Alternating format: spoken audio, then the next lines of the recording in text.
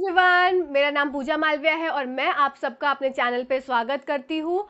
आपने मेरा वीडियो देख लिया होगा जिसमें मैंने स्ट्रैटेजी बताई है और तरीका बताया है हम किस तरीके से और क्या चीज़ को आगे लेके चलने वाले हैं, किस चीज़ की प्रिपरेशन करने वाले हैं और सबसे बड़ी बात है कैसे करने वाले हैं। तो कैसे करने वाले में मैंने आपको बताया है कि मंडे टू फ्राइडे मैं कंटेंट देने वाली हूँ। शार्प 10 o'clock आपको रोज़ कंटेंट मिल जाएगा और सैटरडे को हमने जो मंडे टू फ्राइडे पढ़ा है उसको हम रिवाइज कर लेंगे। ये फटाफट से मैं आपको बोर्ड पे रिवाइज करवा दूंगी और संडे को उसी चीज़ का आपका टेस्ट होगा। ठीक है, तो ये शेड्यूल हमारा चलता चला जाएगा और 15 दिन के बाद से मैं चालू कर दूंगी आपके प्रीवियस ईयर पेपर्स भी। अच्छा, आज का हमारा टॉपिक है, आज हम पढ़ने वाले हैं क्लास 7th एनसीईआरटी साइंस का एक चैप्टर और क्लास 10th एनसीईआरटी साइंस का चैप्टर जो कि कॉमन है और 7th में कम है, 10th में उसको बढ़ा दिया गया है। तो चलिए आइए वीडियो को स्टार्ट करते हैं। तो क्लास 7th का टॉपिक है न्यूट्रिशन इन एनिमल्स और क्लास 10th का वही सेम टॉपिक है, चैप्टर का नाम अलग है, लाइफ प्रोसेसेस, मतलब उसको और इलेबोरेट कर दिया गया है। तो चलिए आइए देखते हैं। सबसे पहली बात है न्यूट्रिशन। न्यूट्रिशन क्या होता है, पोषण क्या होता है। पोषण, कुछ भी हमने खाना खाया तो वो खाना हमको क्या देगा, ऊर्जा देगा, ऊर्जा देगा, उससे हम काम कर पाएंगे। अब एक बात बताओ, क्या ऊर्जा सिर्फ चलने के लिए ज़रूरी है या भागने के लिए ज़रूरी है या कोई काम करने के लिए ज़रूरी है। अगर मैं सो रही हूँ तो क्या मुझे ऊर्जा की ज़रूरत नहीं है, तो इसका आंसर होगा नहीं। ऊर्जा की ज़रूरत हर समय है हमको, चाहे हम सो रहे हैं चाहे हम जाग रहे हैं, मतलब हमारे शरीर को हर समय एनर्जी की रिक्वायरमेंट है। अब ये ऊर्जा हमें कैसे मिलती है, हम जो खाते हैं, तो हमारे खाने में क्या होता है, कुछ ऐसे तत्व होते हैं जो हमें ऊर्जा प्रोवाइड करते हैं। तो कुछ ऐसे तत्व कौन से हो सकते हैं, तो वो हमारी होती है क्या, बैलेंस डाइट। अब बैलेंस डाइट में मैंने आपको याद करवाया था, क्लास 6 का एक चैप्टर था, फर्स्ट चैप्टर ही था कि आप बैलेंस डाइट कैसे समझ सकते हैं। तो मैंने निमोनिक्स बनवाया था, PVC, FM, P for protein, V for vitamin, C for carbohydrate, F for fat and M for minerals. मतलब हमें प्रोटीन की भी जरूरत है, विटामिन की भी जरूरत है, कार्बोहाइड्रेट की भी जरूरत है, फैट्स की भी जरूरत है, मिनरल्स की भी जरूरत है। मतलब ये सारी चीजों का जो कॉम्बिनेशन है ये क्या हो गया, हमारा बैलेंस डाइट। ठीक है, तो ये बैलेंस डाइट जरूरी है। अभी बैलेंस डाइट क्या करती है, हमको ऊर्जा देती है, हम किसी भी काम को करने के लायक होते हैं। क्यों, क्योंकि हम कुछ खाना खाते हैं। अब आइए देखते हैं कि जो पोषण है उसके प्रकार कितने हैं। तो पोषण के दो प्रकार होते हैं। पहला प्रकार है स्वपोषी, दूसरा प्रकार है परपोषी। स्वपोषी मतलब ये अपना खाना खुद बनाते हैं। तो अपना खाना कौन खुद बना सकते हैं, ऑटोट्रॉफ्स। ऑटोट्रॉफ्स कौन होते हैं, दे आर प्लांट्स। प्लांट्स जो है they make their own food, वो अपना खाना खुद बनाते हैं with the help of sunlight. और साथ ही साथ उनको क्या जरूरत होती है, उनको जो कार्बन डाइऑक्साइड हम छोड़ते हैं वो, ठीक है, तो सनलाइट ऊपर से, कार्बन डाइऑक्साइड हमने छोड़ी और साथ ही साथ जमीन से वो क्या लेते हैं, रूट्स की हेल्प से पानी लेते हैं। तो इस प्रोसेस को बोलते हैं, जब वो अपना खाना खुद बनाते हैं विद ऑल दीज थिंग्स, इस प्रोसेस को बोलते हैं फोटोसिंथेसिस, प्रकाश संश्लेषण। ठीक है, देखो लीफ है, अब फोटोसिंथेसिस कहाँ हो रही है, किसी ना किसी साइट पे हो रही होगी ना। फोटोसिंथेसिस कैसी, हवा में हो जाएगी। तो leaf is the place where the photosynthesis takes place. अब लीफ में क्या हो गया, ये कार्बन डाइऑक्साइड जो हमने दी, वाटर जो प्लांट्स ने रूट से लिया, और ये क्या है, लाइट है, एच म्यू करके बोलते हैं इसको, this is the rays of light. ठीक है ना, जो सन की रेज आई और साथ में साथ क्या बना, एक पिगमेंट। पिगमेंट जो प्रेजेंट है हमारा प्लांट्स में, साथ ही साथ ये क्या बना देगा, ग्लूकोज बना देगा और ऑक्सीजन रिलीज कर देगा। अब ये ऑक्सीजन जो रिलीज कर देगा, वापस से हम सांस ले लेंगे ऑक्सीजन की। ठीक है, तो ये जो ग्लूकोज बना, मतलब ये जो क्या बना, ये ग्लूकोज खाना, खाना किसका, पौधों का। अब कुछ खाना जो है पौधे खा लेते हैं, कुछ खाना पौधे स्टोर कर देते हैं। ठीक है, तो अभी ये देखो कि जो ग्लूकोज बना ये क्या बन गया, फूड का, सॉरी प्लांट्स का फूड। ठीक है, अच्छा अब इधर देखो स्टोमेटा। स्टोमेटा क्या होते हैं, कुछ स्टोमेटा क्लोज होते हैं, कभी स्टोमेटा बंद होते हैं। वो रीजन ये रहता है, जब उनको फोटोसिंथेसिस का प्रोसेस करना होता है तो स्टोमेटा खुल जाते हैं। मैं इमेज लगा देती हूँ साइड में, आप देख लीजिए, ओपन स्टोमेटा। और जब उनको फोटोसिंथेसिस का प्रोसेस नहीं करना है तो भाई उनका मूड नहीं, वो अपने दरवाजे जो, वो अपने पट जो है वो बंद कर देते हैं, मतलब वो अपने पोर्स को क्लोज कर देते हैं। ठीक है, तो स्टोमेटा कहाँ प्रेजेंट होते हैं, लीव्स के सरफेस पे। आप देखिए इमेज, लीव्स के सतह पर स्टोमेटा जो है वो प्रेजेंट होते हैं। क्लियर। अब स्टोमेटा के अंदर क्या होते हैं, छिद्र होते हैं, कुछ पोर्स होते हैं जो कि क्या करते हैं, गैसेस के एक्सचेंज में रिस्पॉन्सिबल होते हैं, गैसेस का आदान प्रदान करते हैं। मतलब CO2 लीव्स के अंदर लेके आते हैं और फिर वापस से ऑक्सीजन में कन्वर्ट करते हैं, मतलब गैसेस को अंदर लेते हैं और बाहर छोड़ते हैं। क्लियर हो गया।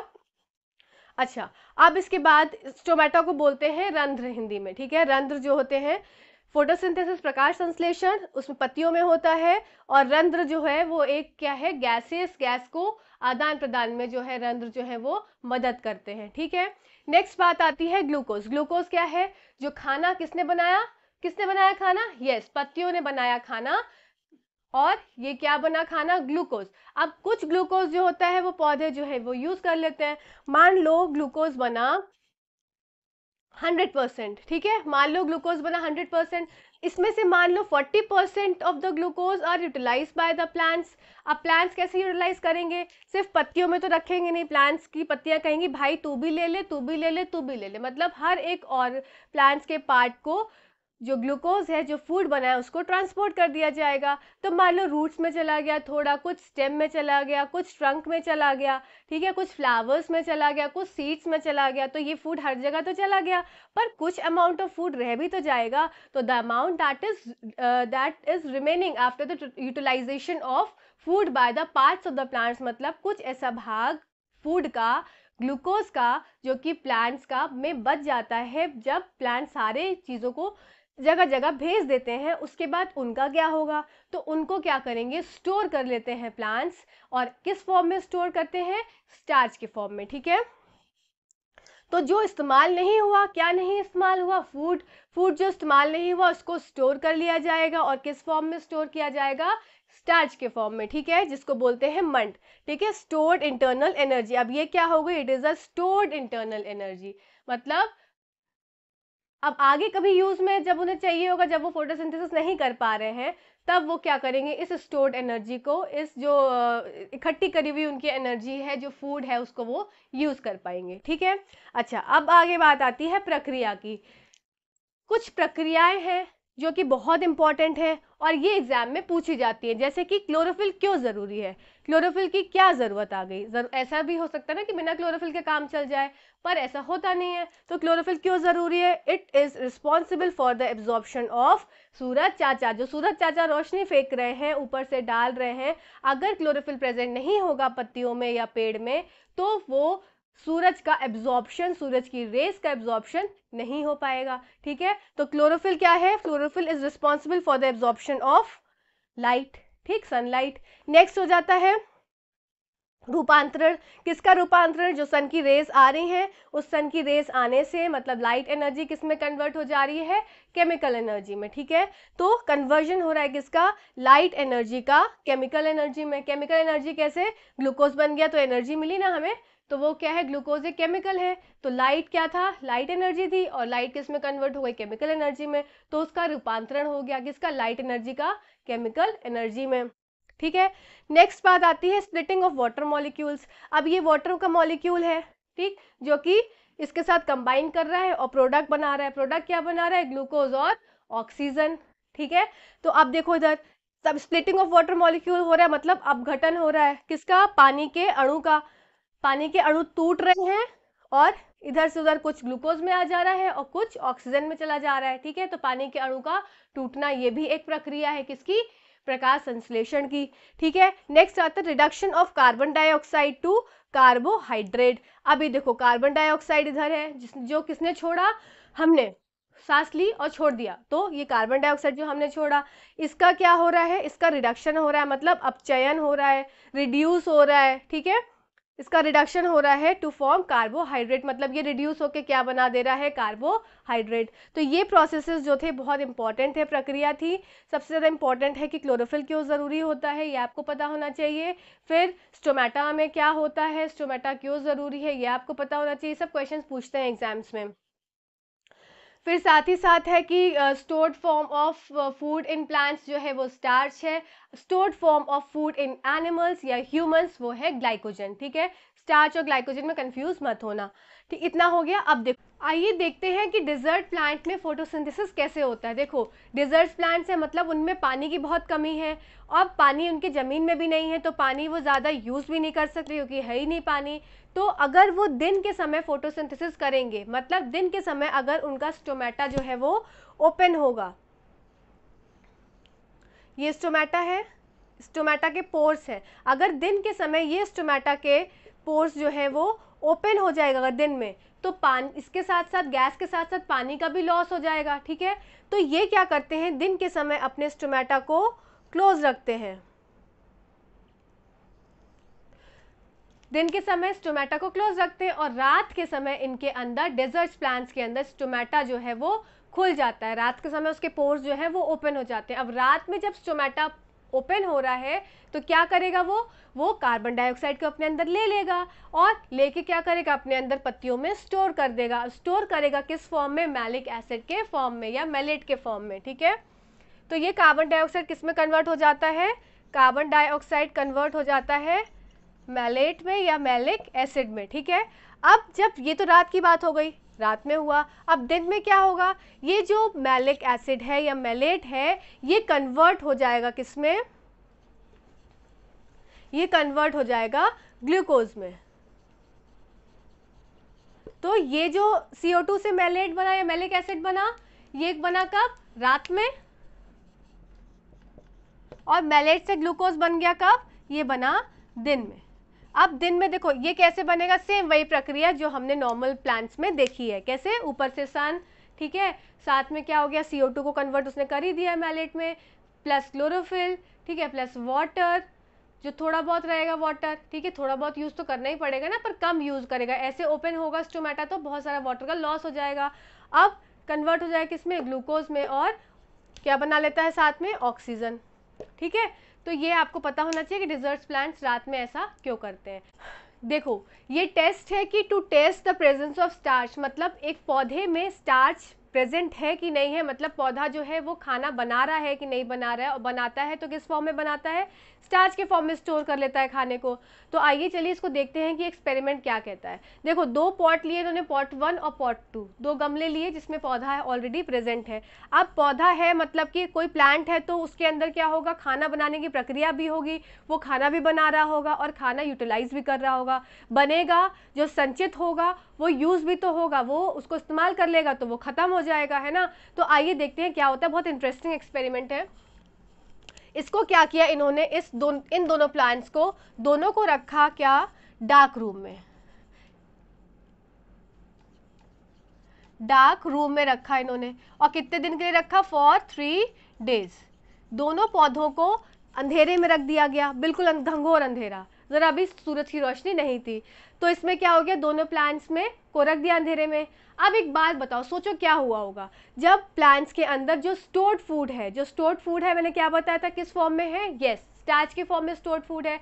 अब उसका जो फोटोसिंथेसिस का प्रोसेस तो हो ही नहीं पा रहा है, क्यों, क्योंकि उसको सूरज नहीं मिल रहा है, 3 दिन तक तो अंधेरे में है।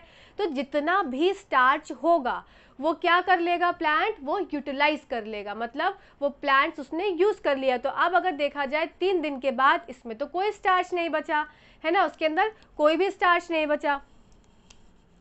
तो यहां देखेंगे अब आफ्टर 3 डेज क्या हो जाएगा, नो स्टार्च लेफ्ट, अब कोई भी स्टार्च बचा नहीं किसमें, प्लांट में।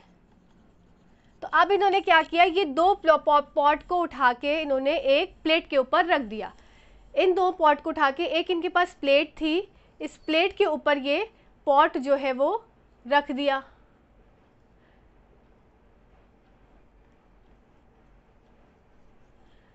यहाँ पे भी सेम दूसरा पौधा जो लाके इन्होंने एक प्लेट के ऊपर रख दिया, ठीक है। अब साथ में क्या किया इन्होंने, पहले पॉट के पास रख दिया पोटेशियम हाइड्रोक्साइड, एक प्लेट में अलग से एक बाउल में पोटेशियम हाइड्रोक्साइड, क्या रखा उन्होंने, पोटेशियम हाइड्रोक्साइड। यहाँ पे साथ में इन्होंने रख दिया इसमें KOH, क्लियर, और इसको कर दिया सील, बंद कर दिया, इसको भी कर दिया सील। पर देखो पॉट A और पॉट B, पॉट A में तो पोटेशियम हाइड्रोक्साइड रखा पर पॉट B में पोटेशियम हाइड्रोक्साइड नहीं रखा, ठीक है। यहाँ पे पोटेशियम हाइड्रोक्साइड रखा था और यहाँ पे पोटेशियम हाइड्रोक्साइड नहीं रखा। अब देखो पोटेशियम हाइड्रोक्साइड करता क्या है, पोटेशियम हाइड्रोक्साइड जितना भी कार्बन डाइऑक्साइड होता है उसको एब्जॉर्ब कर लेता है। मतलब ये देखो ये ग्लास जार से बंद कर दिया है इन्होंने, बिल्कुल ट्रांसपेरेंट का ग्लास जार है, ठीक है, ट्रांसपेरेंट है, सन की रेज इसमें आ सकती है, पर सन की रेज इसमें आ सकती है, ठीक है। पोटेशियम हाइड्रोक्साइड का क्या रोल है, what is the role of KOH, क्या है इसका रोल? इट एब्जॉर्ब सारा कुछ, क्या करेगी? एब्जॉर्ब कार्बन डाइऑक्साइड, ठीक है, मतलब सारा जो है कार्बन डाइऑक्साइड को वो ले लेगी अपने अंदर, एब्जॉर्ब कर लेगी। कौन एब्जॉर्ब करेगा? KOH, ठीक। अब देखो, अब इसको इन्होंने क्या कर दिया, इन दोनों जार को इन्होंने प्लेस कर दिया कहाँ पे? सन के नीचे, ठीक है। अब सन के नीचे, अब खुद सोचो फोटोसिंथेसिस के प्रोसेस के लिए क्या चाहिए था? सोचो, दिमाग लगाओ, फोटोसिंथेसिस के प्रोसेस के लिए क्या चाहिए था? सनलाइट चाहिए थी, ठीक है। साथ में क्या चाहिए था? सनलाइट थी, साथ में क्या चाहिए था? कार्बन डाइऑक्साइड चाहिए था, और क्या चाहिए था? पानी चाहिए था, ठीक है। फिर क्या बन रहा था? क्लोरोफिल तो है ही है, क्लोरोफिल हो गया तो क्या बन रहा था? ग्लूकोज और प्लस ऑक्सीजन, ठीक है। अब खुद सोचो, अगर KOH ने, पोटेशियम हाइड्रोक्साइड ने सारी की सारी CO2 को एब्जॉर्ब कर लिया, मतलब इस सराउंडिंग में यहाँ जहाँ CO2 थी इसको उसने एब्जॉर्ब कर लिया, मतलब अब इस सराउंडिंग में देयर इज नो CO2, उसमें CO2 की कंसंट्रेशन ज़रा भी नहीं है। तो क्या यहाँ पे इस वाले प्रोसेस में क्या फोटोसिंथेसिस हुई होगी? इसका मतलब अगर मैं फर्स्ट केस की बात करूँ, केस फर्स्ट, अगर मैं फर्स्ट केस की बात करूँ तो यहाँ तो CO2 है ही नहीं, फर्स्ट केस में तो CO2 है ही नहीं, because all the CO2 is absorb by KOH, potassium hydroxide ने सारा का सारा CO2 एब्जॉर्ब कर लिया अपने अंदर। अब उसके पास CO2 तो है ही नहीं, सनलाइट उसको मिल रही है, इस पौधे को भी सनलाइट मिल रही है, ठीक है, इसको भी सनलाइट मिल रही है, इसको भी सनलाइट मिल रही है। तो इसको सनलाइट मिल रही है, पर यहाँ पे क्या है? यहाँ पे CO2 नहीं है, पर यहाँ पे CO2 प्रेजेंट है। तो यहाँ पे देखो, सनलाइट भी हो गई, CO2 भी हो गया, यहाँ से पानी भी हो गया, ठीक है, पानी इसके पास भी है और पानी इसके पास भी है। तो ये वाला जार तो जो है वो क्या करेगा? फोटोसिंथेसिस परफॉर्म करेगा, पर ये वाला जार जो है वो फोटोसिंथेसिस परफॉर्म नहीं करेगा। अब एक बात बताओ, ये फोटोसिंथेसिस परफॉर्म कर रहा है, इसका मतलब ये वाला जो जार है, जार 2 जो है वो क्या करेगा? वो स्टार्च को फॉर्म करेगा, मतलब यहाँ पे जो है वो स्टार्च का फॉर्मेशन, यहाँ पे स्टार्च बनेगा, ठीक है, यहाँ पे क्या होगा? स्टार्च बनेगा। अब एक बात बताओ, आयोडीन टेस्ट क्लास 6 में हमने पढ़ा था, आयोडीन टेस्ट, कि अगर किसी भी फूड में, अगर किसी भी चीज़ में, किसी भी मटेरियल में अगर स्टार्च है तो वो क्या, कौन सा कलर कर देगा? वो ब्लू ब्लैक कलर में चेंज हो जाएगा। तो इसका मतलब जो पॉट 2 है, ठीक है, जो पॉट 2 है जिसमें क्या हो गया? स्टार्च इज फॉर्म्ड, स्टार्च बन गया। कैसे बन गया? क्योंकि फोटोसिंथेसिस का पूरा प्रोसेस हुआ। तो अब क्या होगा? इसमें हम टेस्ट लगाएंगे, क्या लगाएंगे? टेस्ट लगाएंगे। टेस्ट लगाएंगे तो हम आयोडीन का सॉल्यूशन ऐड करेंगे, क्या? Iodine solution. तो आयोडीन सॉल्यूशन से ऐड करने से क्या हो गया? ब्लू ब्लैक कलर हमको मिल गया। कौन सा कलर मिला हमको? Blue black colour. और इस ब्लू ब्लैक कलर मिलने से क्या हो गया? हमको ये पता चल गया कि फोटोसिंथेसिस का प्रोसेस हुआ था और स्टार्च बना था, ठीक है। तो ये कंफर्म हो गया कि प्रेजेंस ऑफ स्टार्च, और ये प्रेजेंस ऑफ स्टार्च कहाँ पे है? ऐसे वाले पॉट में है जिसमें KOH का जो एक रखा था अलग से बाउल, वो नहीं था। अगर KOH का बाउल रखेंगे तो CO2 हट जाएगी, सारा एब्जॉर्ब कर लेगा KOH अपने अंदर, एकदम अपने अंदर समेट लेगा, तो उससे क्या होगा? प्रकाश संश्लेषण नहीं हो पाएगा और स्टार्च का जो टेस्ट है वो फेल हो जाएगा, ठीक है। तो ये एक्सपेरिमेंट बहुत इंपॉर्टेंट था, आपकी बुक का था।